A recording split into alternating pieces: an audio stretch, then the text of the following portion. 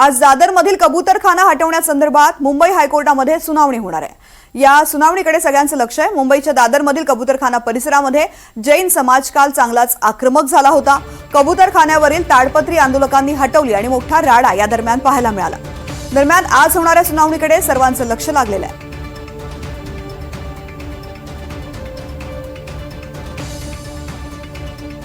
तर मुंबईमधील कबूतरखान्याचं भवितव्य आज ठरणार आहे। आज मुंबई उच्च न्यायालयामध्ये या संदर्भात सुनावणी आहे आणि कबूतरखाने कायमचे बंद करायचे की नाहीत, त्यांना दुसऱ्या ठिकाणी सोय करायची याचा निर्णय कोर्ट देणार आहे। मात्र कालच्या राड्यानंतर दादरच्या कबूतरखान्याबाहेर पोलिसांची गस्त दिसून येते आणि याचा आढावा घेतलाय आमच्या प्रतिनिधी जुई जाधव यांनी।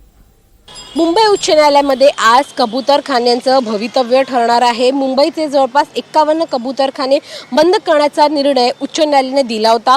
मात्र काल दादरच्या याच कबूतरखाना परिसरामध्ये जैन समाजाने जवळपास 1 तास राडा घातला आणि जे ताडपत्री मुंबई महानगरपालिकेकडून घालण्यात आलं होतं कबूतरखान्यावरती, ताडपत्री अक्षरशः त्यांनी उद्ध्वस्त केली। आपण इथे पाहतोय की काल 9 वाजेपर्यंत इथे एक ताडपत्री होती आणि आज जी काय हालत या कबूतरखान्याची झाली आहे ती जैन समाजाच्या आक्रमकतेपणामुळे झाली।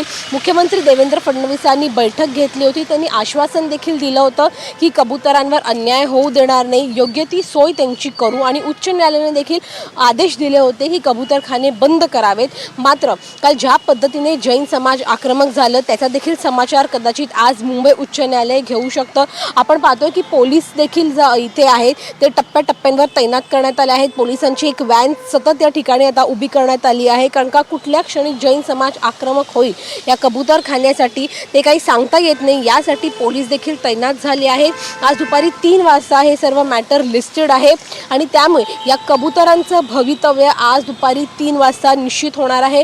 मुंबई उच्च न्यायालय नेमकं काय निर्णय देत आहे, कबूतरखाने कायमचे बंद करण्याचे आदेश देत आहेत की कबूतरांच्या खाण्यासाठी त्यांच्या राहण्यासाठी काही दुसरी सोय करताय का, हा निर्णय देत आहे का, हे देखील पाहणं महत्त्वाचं राहणार आहे। व्हिडिओ जर्नलिस्ट गौरव नाईक सह जुई जाधव, NDTV मराठी, मुंबई।